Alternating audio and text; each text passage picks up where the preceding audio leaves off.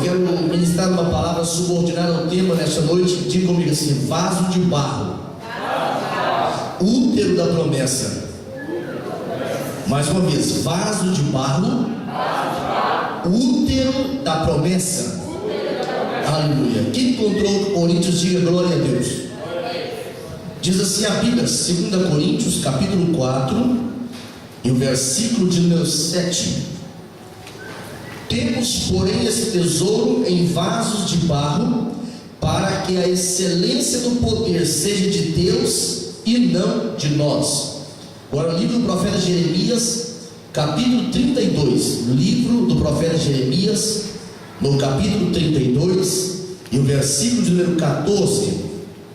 Quero falar sobre vaso de barro como o habitat, o útero da promessa, onde a promessa é gerada, onde a promessa cria forma, onde a promessa ela passa por um processo de existência. A promessa do Senhor ela é gerada dentro de nós. Jeremias diz assim, no capítulo 32, versículo 14, diz assim: assim diz o Senhor dos exércitos, o Deus de Israel: toma estes autos, este auto de compra ou escritura de compra, tanto selado como aberto, e mete-os num vaso de barro, para que se possam conservar muitos dias. Fala comigo: mete-os num vaso de barro.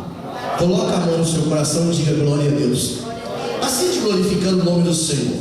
A Bíblia explica de uma forma metafórica até que a criação do homem, no capítulo 2 do livro de Gênesis, no versículo de número 7, diz a Bíblia que Deus pega o homem, e Deus cria o homem do pó da terra.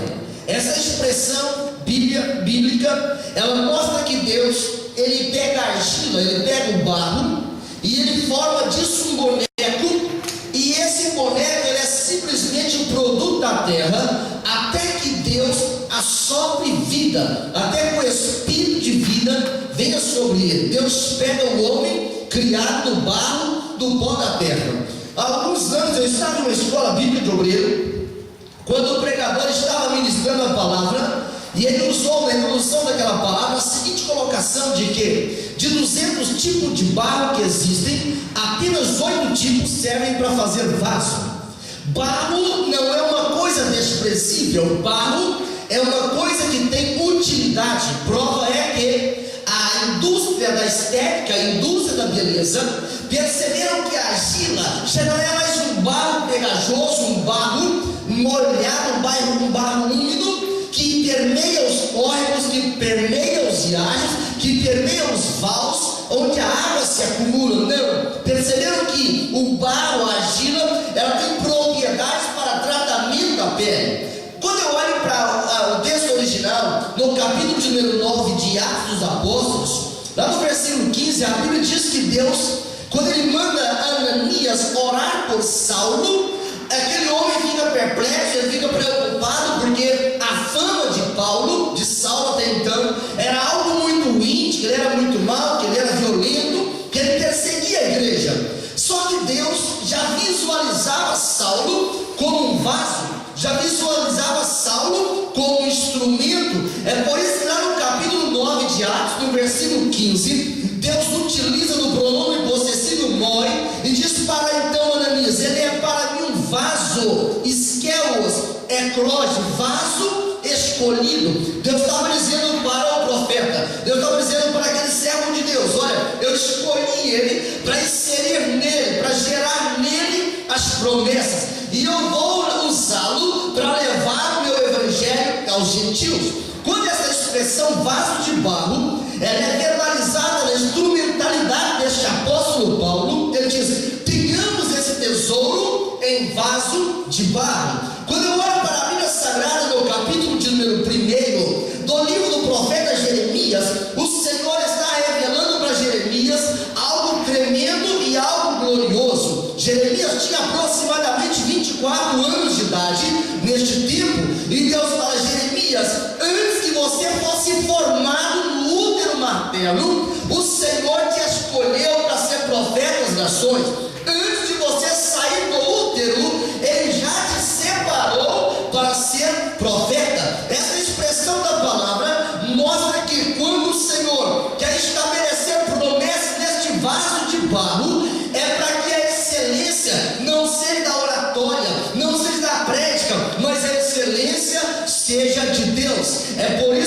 vaso de barro, que sou eu, que é você, ele tem todas as prerrogativas do mundo para receber as promessas de Deus. Quando nós olhamos para o capítulo 32 do livro do profeta Jeremias, este momento que é escrito o capítulo 32, ele revela um período muito difícil da história do profeta Jeremias. Primeira coisa que a palavra do Senhor revela aqui é que toda promessa ela é concretizada mediante uma circunstância adversa. Eu poderia traduzir nesta noite, dizer que toda promessa para ser cumprida, ela exige um preço. Jeremias, quando ele está diante da grandeza desta revelação, o Senhor dizia: Jeremias, antes de você ser formado no útero, antes de você ser formado no ventre materno, eu te escolhi por profeta às nações. Jeremias, no capítulo 1, versículo 6, ele fala: Senhor, eu não passo de uma criança. É porque ele começou a sentir o peso, ele começou a sentir a envergadura daquela palavra profética. Quando o Senhor então vai caminhando com Jeremias, vai gerando nele as promessas, vai usando ele para profetizar, a mensagem de Jeremias era uma mensagem que atraía sobre si um grande número de pessoas opositoras. Mas o que Jeremias precisava compreender no início do seu ministério, no meio do seu ministério e ao final ter a convicção, é que o Deus que ele servia, o Deus que o chamara, é poderoso para cumprir as promessas. Quando no capítulo 18 do livro do profeta Jeremias, no versículo de número 2, o Senhor diz para Jeremias: desce à casa do oleiro, porque lá eu te farei conhecer as minhas palavras, saber as minhas palavras. O Senhor, quando ele permite eu e você passarmos por adversidade, não é para poder saber que limite nós suportamos, não é para poder saber até onde nós aguentamos. Não, Deus não precisa disso, porque Ele sabe perfeitamente qual é o limite da nossa fé, Ele sabe qual é o limite da nossa confiança, Ele sabe qual é o limite da nossa força. Então, nesta noite, quando você teve a coragem de vir no último dia desta campanha por milagres, é porque você está dizendo para Deus: Senhor, eu quero nesta noite romper os meus limites e tomar posse dos milagres. Eu quero nesta noite romper os meus limites e subir ao sobrenatural, conforme cantamos nesta noite. Olhando para a Bíblia Sagrada, nesse capítulo 32 que nós lemos, Jeremias agora, ele é inimigo público, ele é colocado agora em uma prisão chamada o pátio da guarda. Ele agora é assessorado, entre aspas, por soldados que queriam ver Jeremias morto. Sabe por que eles queriam isso? É porque Jeremias estava profetizando tudo aquilo que era oposto ao desejo da carne daquela gente. A Bíblia explica que Jeremias, por causa da sua profecia, agora ele é convidado, entre aspas também, pelo rei Zedequias a ir para a prisão. Por isso que eu disse que o cumprimento da promessa, o inserir da promessa no vaso de barro, exige pagar um preço. Isso é chamado de circunstância adversa. Fala comigo: Jeremias, ele foi ameaçado pelos estranhos. É possível que o filme da vida de Jeremias, ele se encaixe na nossa vida, em muitos tempos da nossa vida, em muitas fases da nossa história. Ameaçado por estranhos, ameaçado por pessoas que dizem que são mais importantes, ameaçado por pessoas que dizem que são mais inteligentes, que estão por cima, quando por cima só existe Deus. Para complicar mais a situação do profeta Jeremias, esse vaso de barro, a Bíblia diz que Deus fala: Jeremias, vai chegar aí no pátio da guarda, vai chegar aí no local da sua prisão, um primo chamado Ananel, e ele vai te vender uma terra. Na verdade, essa terra já não existia mais no poder de Judá. Aquela terra, a terra de Anatote, era uma terra na região de Benjamim, que já estava debaixo do governo do exército babilônico. Entenda comigo nesta noite que Jeremias está no pátio da guarda, Jeremias está preso, o infeliz estava preso, e alguém chega ainda para poder tirar a última casca, chega para poder jogar a última colher de terra em cima, o seu próprio familiar, o seu próprio primo, e diz: Jeremias, existe uma lei do resgate, e você vai ter que resgatar a terra. Sabe o que Ananel estava querendo dizer? Ele estava dizendo a Jeremias: Jeremias, eu estou aproveitando da sua situação adversa, eu estou aproveitando a situação que você não pode questionar, que você não pode se levantar, e você agora tem que comprar a terra. Ameaçado pela sua própria família, ameaçado pelos seus próprios parentes, o vaso de barro nas mãos do Senhor. Existem momentos na vida que ele está passando que os seus próprios familiares se transformam em uma ameaça, se transforma em um momento de incompreensão, se transforma em um momento de aproveitamento. Você saiu da sua terra, vem para essa nação, e familiares dizem: olha, você tem que mandar dinheiro, porque aí é a terra do ouro, a terra do euro, a terra da moeda forte. É momento em que pessoas estão se aproveitando da sua fragilidade, estão se aproveitando da situação adversa, mas o Senhor manda eu ministrar a tua vida nesta noite. A promessa está sendo gerada no teu coração, está sendo gerada no seu interior. A palavra do Senhor ministra ao meu coração, veio ao meu coração, como veio ao coração de Jeremias naquele dia. E o Senhor manda dizer para você nessa noite que você tem que até ligar dos teus familiares, porque já sabe o que eles vão dizer, já sabe o que eles vão falar, mas é nessas circunstâncias adversas, é nesse preço em que a promessa se transforma em algo real, em que a promessa se transforma em algo sólido, em que a promessa se transforma em algo concreto. O próprio Senhor de Jeremias está avisando: o teu primo vai vir e vai querer que você pague o resgate. Ele estava aproveitando a situação do profeta, ele estava aproveitando que Jeremias estava agora de impossibilidade de reação.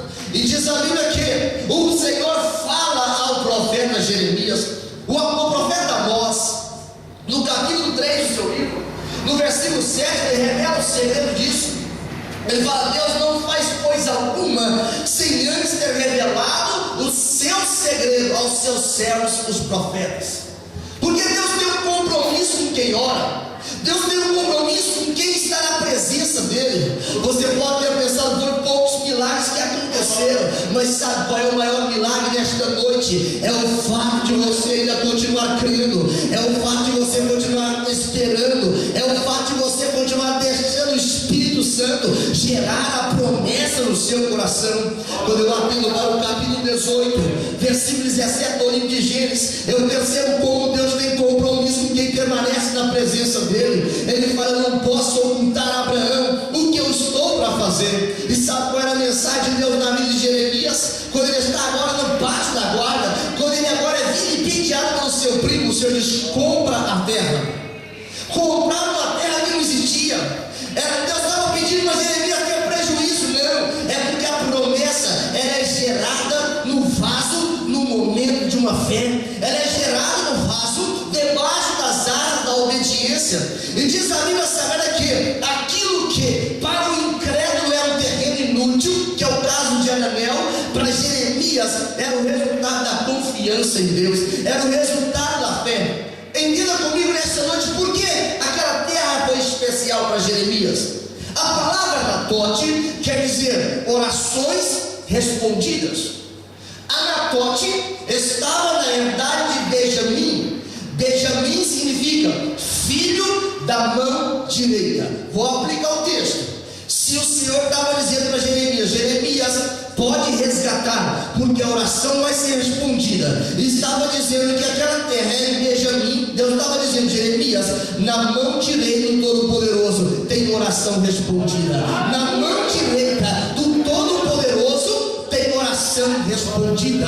É por isso que lá no livro do profeta Isaías, no capítulo 43, no versículo 1, ele fala: eu te conheço por nome. E ele quer dizer no texto: passa pelas águas, não te submerge, passa pelo fogo, a chama não arderá em ti, porque eu te tomo pela mão direita e te ajudo. O Senhor estava confortando o profeta, mesmo estando preso no pátio da guarda. Toda promessa para ser gerada no vaso precisa passar pelo teste das circunstâncias adversas, precisa pagar um preço, porque a única coisa que é de graça é salvação, porque Jesus já pagou o preço. Se nesta noite você quer sair daqui mudado, se nesta noite quer sair daqui com uma transformação, quer sair daqui com um milagre na tua mão, é preciso investir nas coisas mais espirituais especiais que Deus tem para nós nessa noite: fé e obediência. Fé para acreditar na palavra, obediência para cumprir o propósito que você fez diante do Todo-Poderoso. A Bíblia explica no livro do profeta Isaías, no capítulo 30 e o versículo de número 21, fala comigo assim: este é o caminho. Diga forte: este é o caminho, andai nele, sem vos desviar nem para a direita e nem para a esquerda. Sabe o que Deus está dizendo para o profeta Isaías? É a palavra que ele está falando com Ciro. Era uma promessa para um rei que não era crente, era uma promessa para um homem que não era crente. Mas o que Deus está revelando nesta palavra é a mesma coisa que Moisés é usado por Deus no livro de Deuteronômio, no capítulo 11 e no versículo 26. Eu coloco diante de vocês a bênção e a maldição. Sabe por quê? Porque quando eu invisto na minha fé, quando eu invisto na minha obediência, eu estou atraindo não é uma bênção, não é 10 bênçãos, é toda sorte de bênçãos para a minha vida. Se eu vou para a esquerda, as bênçãos vão; se eu vou para a direita, as bênçãos vão; posso ir para a prisão, as bênçãos também vão lá, porque a bênção do Senhor nos alcança. O apóstolo Paulo explica na carta aos Efésios, no capítulo 1 e no versículo 3: bendito Deus e Pai de nosso Senhor Jesus Cristo, que tem nos abençoado com toda sorte de bênçãos espirituais nas regiões celestiais. Todas as bênçãos já foram direcionadas para a nossa vida, mas é importante saber ler na cartilha divina, porque toda promessa de Deus, ela passa pelo teste das circunstâncias adversas. Para Abraão não foi fácil, o Senhor pediu um filho. Para José não foi fácil, ele teve que renunciar ao pecado com a mulher do Potifar. Para Jacó também não foi fácil, teve que passar pelo val. Para Davi não foi fácil, muitas pessoas morreram, muitas perdas ele teve para poder alcançar a promessa. Para Paulo também não foi fácil, ele teve que ser vencido pelo poder do aguilhão de Jesus Cristo. Para João não foi fácil, para Pedro não foi fácil, para ninguém é fácil, porque a promessa de Deus, ela é tomada por fé e obediência à palavra do Senhor. Fala comigo: ele comprou, mesmo sem entender. Aleluia. Já imaginou você comprar uma terra que não existe? Uma escritura de uma terra que não existe? Mas se Deus mandar comprar, compra. Se Deus mandar andar, anda. Se Deus mandar estabelecer, estabelece. Porque a palavra do Senhor não volta vazia, ela faz tudo o que lhe apraz. Ela é eterna, esta palavra é eterna. Só que Jeremias estava tão confiante na palavra do Senhor, que ele mandou chamar as testemunhas. Ele mandou chamar os homens que avalizavam isso, o pessoal do cartório, da conservatória. E ele agora manda fazer a escritura. Lavra a escritura da terra. Que terra? A terra não existia. Lavra a escritura. O que coloca? Coloca em orações respondidas. Onde é isso? Próximo à mão direita do Filho de Deus. Sabe o que eu estava querendo dizer? É que aquilo que era sobrenatural, aquilo que os olhos naturais não viam, Jeremias já estava contemplando pela fé. E ele podia não estar entendendo, podia não compreender, mas ele estava obedecendo. Você nessa noite pode ter entrado aqui sem estar compreendendo, mas é preciso aprender a obedecer, porque quando você faz isso, você está semeando, está depositando dentro deste vaso a promessa do Senhor. Jeremias agora chama os escrivãos, chama Baruque, o escrivão, as testemunhas, e ele faz a escritura e coloca uma cópia à parte. Mas a escritura original não adiantava ficar no armário do rei. A escritura original não adiantava ficar com o amigo Baruque, também não. A escritura original era para colocar dentro do vaso de barro. Não era vaso de ouro, não era de porcelana, não era vaso de pedra, não era vaso de prata, porque a promessa de Deus, ela não trabalha no poder do pensamento positivo. A promessa de Deus, ela não trabalha quando eu compro a bênção comprando coisas que são coisas religiosas. Não, a promessa de Deus, ela é inserida dentro do vaso, cheio de fraquezas como eu e você somos, cheio de debilidade como nós somos, porque quem fez a promessa é fiel, ele é poderoso para fazer infinitamente mais do do que aquilo que nós pensamos ou imaginamos. Efésios capítulo 3 e o versículo de número 20, diz a Bíblia que ele agora começa a colocar os saltos lá, e coloca dentro do vaso de barro, lacra o vaso, e agora coloca uma parte, uma cópia à parte. Sabe o que estava colocando lá nas orações respondidas? O mesmo que eu e você coloca. Nós acreditamos em que? Na soberania de Deus, nós cremos na benignidade de Deus, nós cremos na justiça de Deus, nós cremos na recompensa de Deus, nós cremos na onisciência de Deus, nós cremos no poder de Deus. Tudo isso é os autos da Escritura, é os autos do processo de Deus. E agora Jeremias está recebendo tudo isso dentro de si. Fala comigo, mas ele estava preso. Aleluia. Imagine, recebeu todas essas bênçãos, mas estava preso. A circunstância natural dizia assim: Jeremias, não tem jeito, você está preso. Jeremias, a cidade está cercada, o primeiro que vai morrer é quem está no pátio da guarda. Mas Jeremias sabia que a sua fé, a sua obediência levaria-o a herdar a promessa de Deus. Quando alguém pensou assim: Jeremias, está tudo acabado, as tranqueiras já foram montadas, a cidade está fechada, a cidade está em fome. Jeremias, a crise foi instaurada, porque agora Nabucodonosor com seu exército cercou a cidade, não tem para onde fugir. Só que Jeremias estava lá na prisão. Jeremias tinha um caminho de fé com o Senhor, a Escritura estava fervendo dentro do vaso. Sabe, Jeremias fala: Senhor, tu me disseste. Sabe o que você precisa nesta noite? Não é dar 10 passinhos para frente, 3 pulos e um grito, não. Você nessa noite precisa dizer: Senhor, quem fez a promessa foi o Senhor. Eu não vim aqui para divertir, eu vim para adorar. Eu não vim aqui apenas para passar um tempo, eu vim para receber o Senhor que disse que era para poder avançar. Jeremias começa a avançar no terreno da fé. Eu imagino assim, que se fosse hoje, Jeremias estava dando glória a Deus, Jeremias estava celebrando, dizendo: Senhor, tu disse, e se o Senhor falou, eu já tomo posse dessa promessa. O apóstolo Paulo, nesta carta, segunda carta aos Coríntios, no capítulo 4, que nós lemos, versículo 7, não é? Ele diz no versículo 8 e versículo 9: em tudo somos atribulados, mas não somos angustiados, somos perplexos, mas não somos desanimados, somos perseguidos, mas não somos desamparados, abatidos, mas não somos destruídos. Jeremias diz: Senhor, é o Senhor quem falou, não foi o rei que falou, não foi Nabucodonosor que falou, mas é o Senhor quem falou. Jeremias estava preso no cárcere, na prisão, no pátio da guarda. Ele estava preso e todas as notícias que ele sabia era assim: olha, há uma sentença de morte.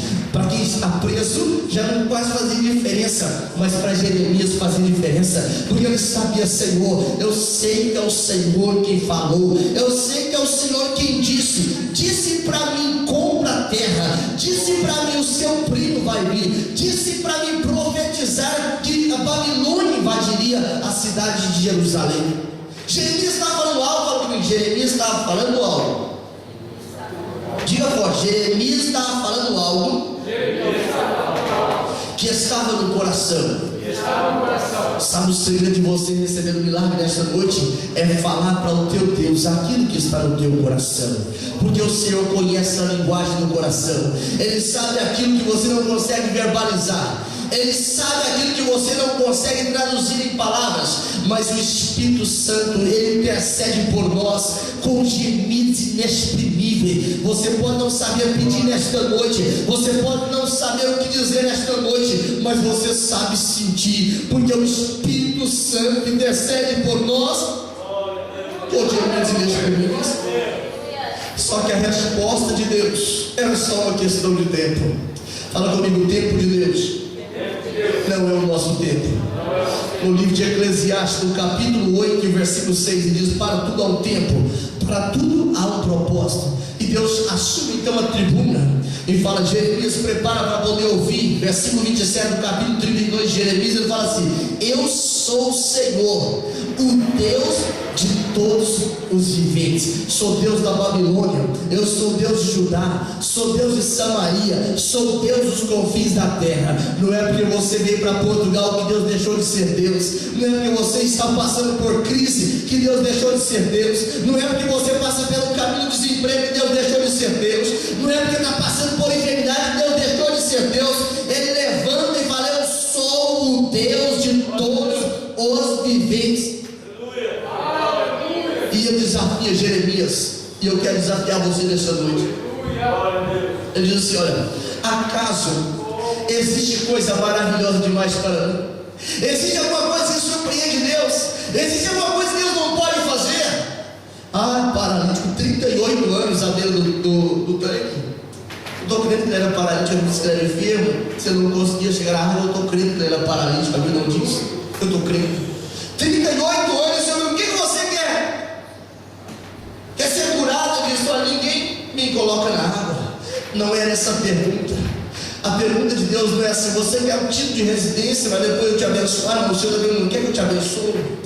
Quer que eu abra a porta para você? Quer que eu faça um milagre na tua família? Quer que eu cuide da tua família e trazer preocupação para você? Mesmo eles estando longe, estão te trazendo preocupação. Tem coisa maravilhosa demais para Deus? Não.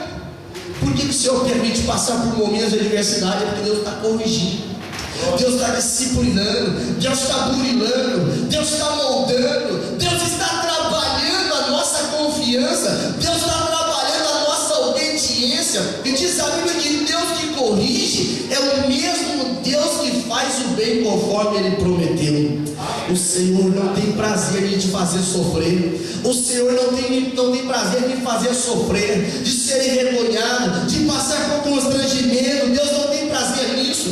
Mas quando Ele permite, é só para revelar a grandeza dele sobre esse vaso de barro, sobre esse vaso fragilizado, sobre esse vaso fraco. Por isso que nessa noite você tem que quebra na presença dele, porque Ele é aquele que faz um vaso de novo. O útero da promessa não é um útero infértil, é um útero de fertilidade. O útero da promessa é aquilo que o Senhor gera vida, gera resultado, gera solução, gera esperança. O teu trabalho não está na mão do teu patrão, o teu trabalho está nas mãos do Senhor.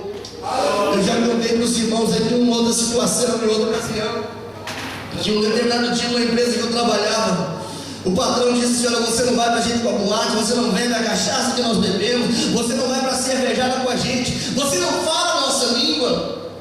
E eles bateram o meu aviso, e quando eu olhei na mesa do escritório, estava lá 30 dias, era o tempo que eu tinha naquela empresa. E eu falei: Senhor, o Senhor me deu esse trabalho, eu tinha 14 anos de idade, o Senhor me deu esse trabalho, eu preciso desse trabalho, eu tenho me esforçado, tenho feito o trabalho, não chego atrasado, tenho se dedicado. Jesus, não fica tranquilo, vou demitir o patrão, aleluia. Como pode ser uma história dessa? Deus demitiu o patrão, Deus demite, sabe por quê? É porque Ele é dono, Ele é Senhor. A Bíblia diz no Salmo 24, versículo 1: do Senhor é a terra, bem como a sua plenitude. Quando Ele está falando com o profeta Isaías, Ele fala: Isaías, eu vou te dar os tesouros escondidos, eu vou dar as riquezas encobertas, para toda a gente saber que eu sou Deus de Israel, e as pessoas me chamam por nome. O Deus que você chama, que você conversa com Ele, que você serve, que você se rende, não é um Deus qualquer. Ele é conhecido no céu, conhecido na terra, conhecido no inferno.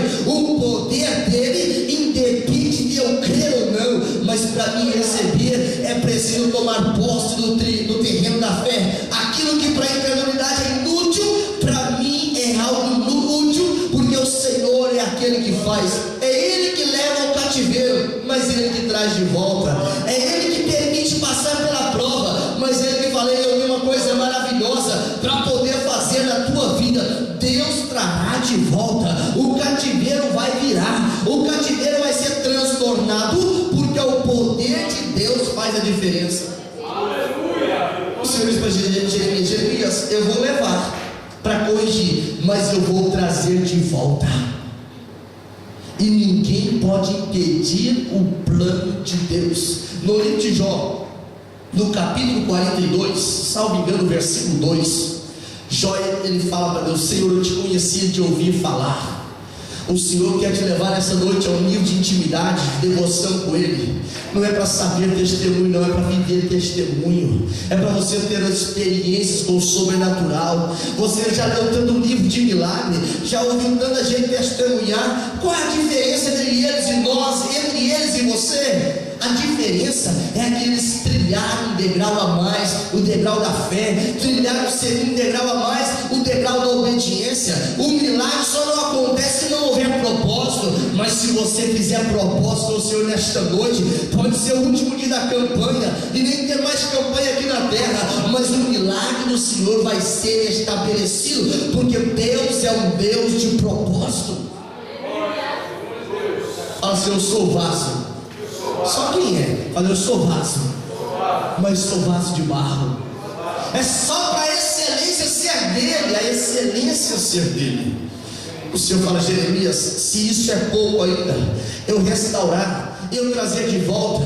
Quer saber de uma coisa? Jeremias 33:3: clama a mim, eu vou te ensinar, eu vou te revelar coisas grandes e firmes que você não sabe.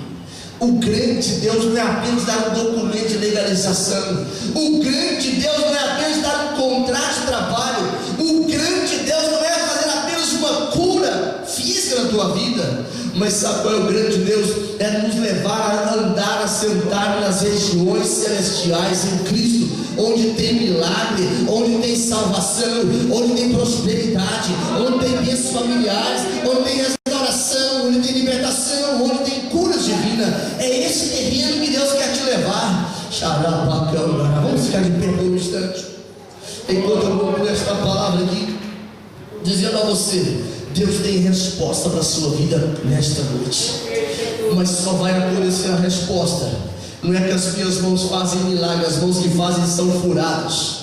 Não é que o poder de te impressionar ou de fazer você acreditar, simplesmente por acreditar, faz diferença. Mas eu quero te convidar nesta noite a vir à frente, dar um passo de fé, assim como Jeremias disse: o Senhor quem falou, é o Senhor quem disse. E eu quero ministrar milagres e curas divinas sobre a sua vida nesta noite. Enquanto a equipe de louvor vai se posicionando aqui para louvar o nome do Senhor, você que precisa de um milagre da parte do Senhor, eu não estou falando de algo que pode resolver com 100 euros, não. Eu estou dizendo de algo que apenas o sobrenatural pode solucionar. Se é um problema na tua casa, se é um problema de relacionamento, se é um problema de famílias que estão desestruturadas, esta é uma noite de solução, esta é uma noite de milagres, esta é uma noite sobrenatural. Ouse nesta noite, olha para mim, ouse nesta noite invadir o impossível de Deus. Comece a avaliar: Senhor, onde é que eu estou falhando? Por que o milagre não aconteceu? E comece a examinar. A Bíblia diz: examine o homem a si mesmo. É você que tem que se examinar. Enquanto o grupo vai estar louvando o nome do Senhor, você vai estar orando, você vai estar fazendo um propósito ao Senhor, você vai estar confessando: Senhor, eu perdoo os meus pecados. Aquilo que está impedindo o milagre, eu não sei o que está impedindo o seu milagre, não me revelar agora, eu te falo. Mas você sabe o que está impedindo o seu milagre, eu te falo. O que está impedindo o teu milagre nesta noite? Por que a bênção não chegou na tua casa? Por que a solução não chegou na tua casa? Por que a tua vida não foi transformada, não foi mudada, não está impedindo? O Espírito Santo vai te revelar neste momento agora. O Espírito Santo vai deixar você sentir. Por que o milagre não foi estabelecido? Aleluia.